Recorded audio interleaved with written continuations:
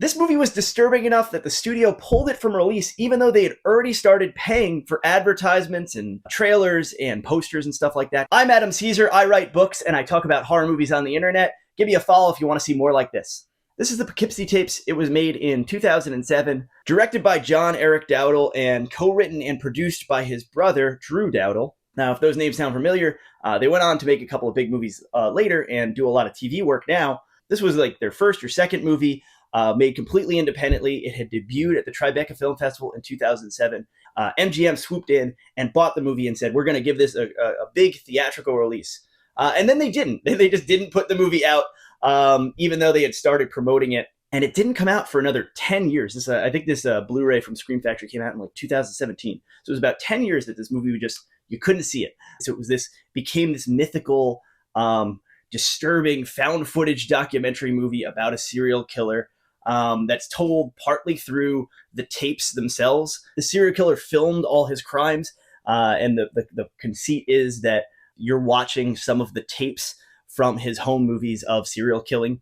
But then it's bookended by this kind of talking heads interviews with like the FBI to kind of make it seem like a finished true crime documentary. And I wonder if like the kind of myth of this movie that it was just too hardcore for theaters is really the whole truth, or if MGM just thought, hey, we might lose some money on this, so maybe we shouldn't push it out to theaters. But we'll never really know. And I really wonder how the history of found footage and theatrical horror would have been changed or not changed had this movie been in theaters.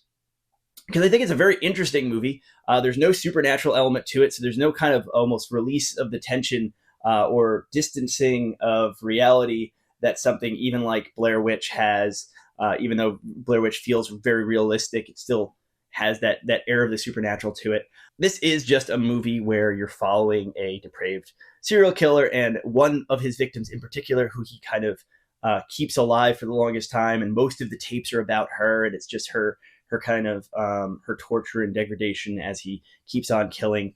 And it's a movie that clearly is meant to break taboos and push boundaries and stuff like that. Those sequences are very disturbing, but all that kind of is a little bit undercut by the feeling that this definitely isn't real. To the filmmaker's credit, I think they want to just have it play and have savvy enough viewers, which is probably most viewers, be like, oh, this clearly isn't real. This is clearly actors. But there's a little bit of like the problem of, well, if that was the intention, it doesn't really feel real. So it's not as disturbing as they kind of maybe are hoping it is. But it's a movie I'm very, very glad finally made its way out. It's a movie I'm glad to have seen and did enjoy large parts of. I just don't 100% know how it would have done in theaters. The whole scare at the end of the movie is predicated on the idea of you're watching this movie, but they never caught the Poughkeepsie killer, and he could be sitting right next to you watching this movie in a theater because he would love nothing more to see than to see his tapes screened, which doesn't really work when you're watching it at home 10 years after the movie was supposed to come out. But the urban legend around this movie was allowed to grow because it was pulled from theaters and it was, quote unquote, too extreme